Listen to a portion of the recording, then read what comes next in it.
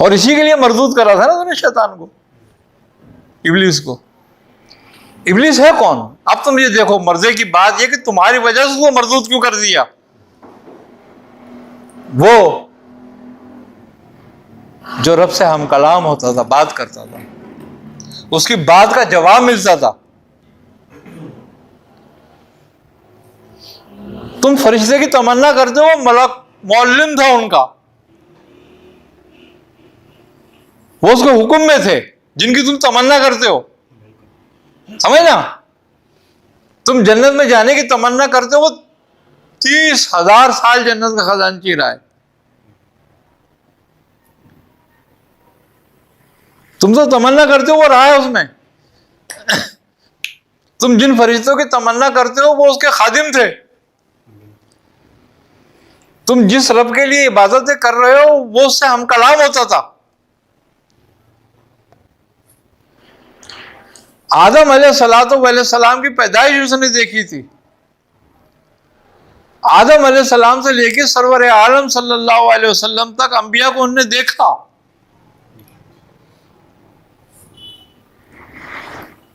ہے خدا کا رازدار تھا، توحید کا غوطہ خور ہے، یہ سب اس کے اندر خوبیاں تھیں، مگر تمہارے لیے اس کو مردود کر دیا۔ کیوں؟ تم ایسے کیا تھے؟ آدم نے کوئی نماز پڑھی تھی؟ آدم نے کوئی سجدہ کیا تھا؟ کیا کرا تھا آدم نے ایسا کہ جو اتنا معزز اور اتنا محترم کر دیا تھا تمہیں، اتنا بزرگ کر دیا تھا تمہیں، کہ انہوں نے کہا اب یہ بات ہے وہی عین غین والی، اس نے کہا ہے کہ میں نے اپنی صورت پہ پیدا کیا۔ کوئی اسے انکار کر سکتا ہے؟ کیسا نہیں ہے؟ اور پھر کہتا ہے کہ اپنی روح پھونک دی۔ کوئی اسے انکار کر سکتا ہے؟ نہیں کر سکتا۔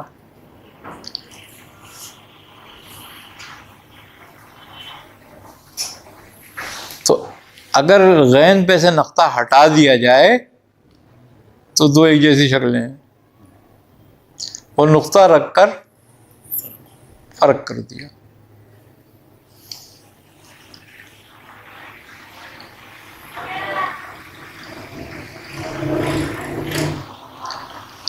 اب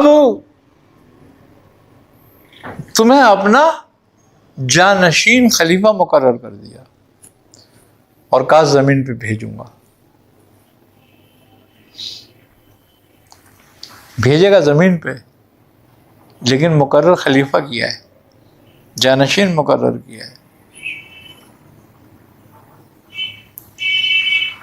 اور ہر چیز کو تم سے اسفل کر دیا، یہاں تک کہ جبرائیل بھی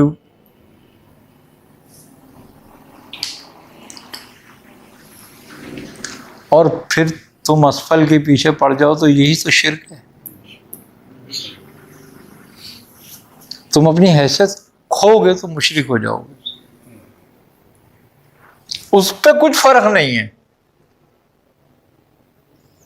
جیسے کہ مؤذن اذان دیتا ہے نا، کوئی سنے نہ سنے، کوئی جائے نہ جائے، اس پہ کچھ فرق ہوتا ہے؟ اس نے اپنا کام کر دیا۔ اب تم خلیفہ بنو نہ بنو اس پر کچھ فرق نہیں، اس نے اعلان کر دیا تمہاری خلافت کا مگر۔ اب جو چاہے قبول کرے اور جو چاہے انکار کر دے۔